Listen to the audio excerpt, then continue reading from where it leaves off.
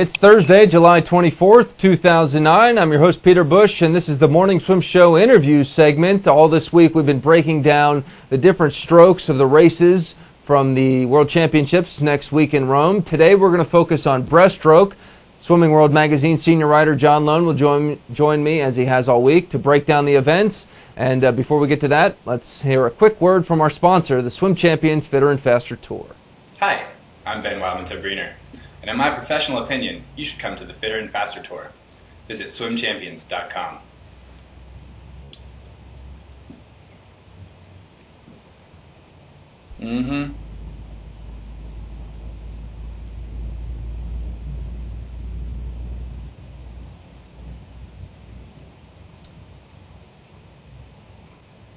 All right, very interesting year for the breaststroke events. Lohn Jones, the world's fastest woman, at least in the 100, is sitting out the World Championships. On the guys' side, Brendan Hansen is kind of on sabbatical. So is Kazuki Kitajima. So with all that, we'll have to figure out who's going to step into their shoes, and John Lohn's the perfect guy to help me sort this all out. John, welcome back to the show.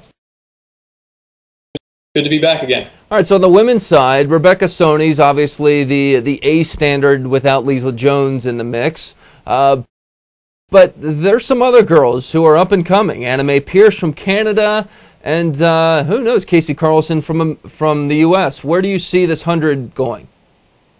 Yeah, I guess, the first thing that just comes to mind is it's a shame that Soni and Lohn Jones are not going to have the chance to, go head-to-head again, especially with Soni showing so much more speed in the 100 breast than she has ever before. Obviously they had that wonderful 200 breaststroke duel at the Olympic Games last summer, and but it looks like Rebecca's taking it up a notch in terms of her speed, and it would have been great to see them go head to head.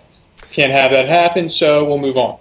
But Anna Mae Pierce from Canada has definitely been a huge breakout individual, and I see those two and Yulia Efimova, Russian, being very much in a battle.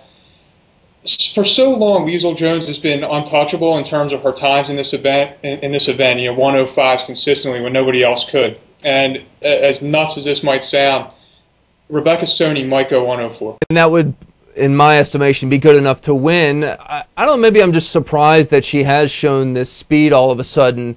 But Soni is so good long course, that format fits her stroke perfectly. So yeah, I'll pick Soni to win, and I'll go Efimova second in this event.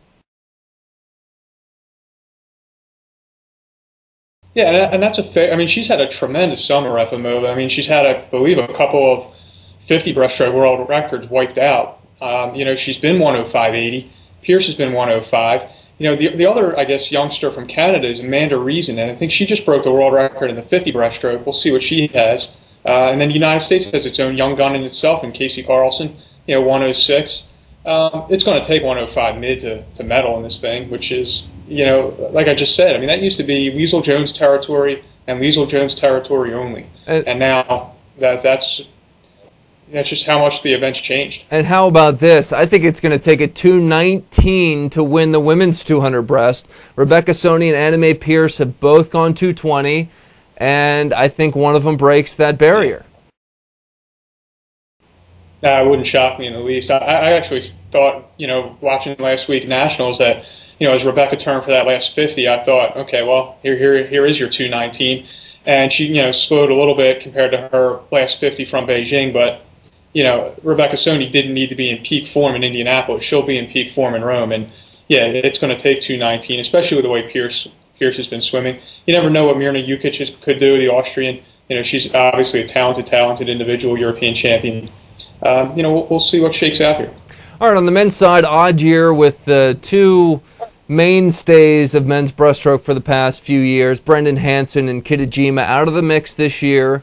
But I'll tell you, neither country is really missing those guys right now. Both are well-stocked. And in the men's 100, Mark Gangloff, jumping over the minute barrier and almost breaking the 59 barrier. Can he do it again? Yeah, why not? I mean, Mark's been one of those guys who was always on the cusp of, making a 100 breast impact at an international meet. He's well established nationally, obviously, and to jump down and almost go into the 58s, where only Kitajima's been, that was one heck of a swing. The suits have played into this thing in the breaststroke more than any race, and so obviously that is part of this. But the Americans should feel pretty solid in that 100 breast right now between Gangloff and Shantou. Japan has Tatishi.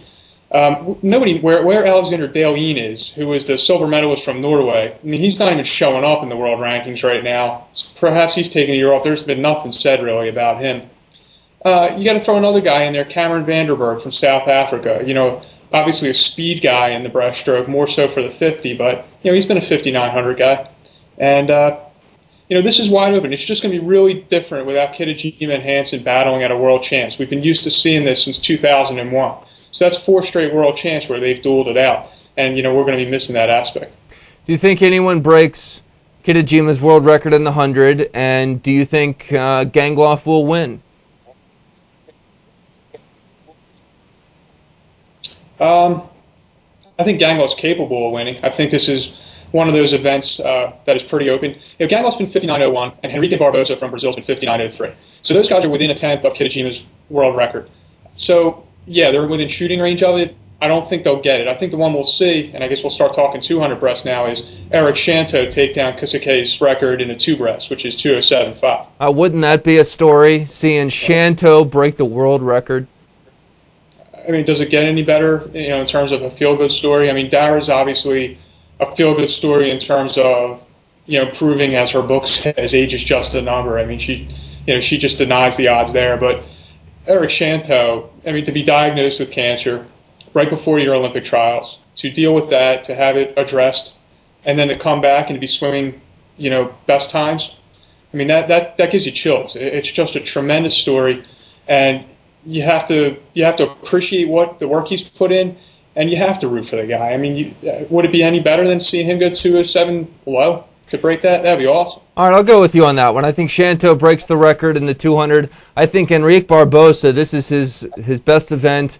I think he gets the silver and pushes Shantou to that world record.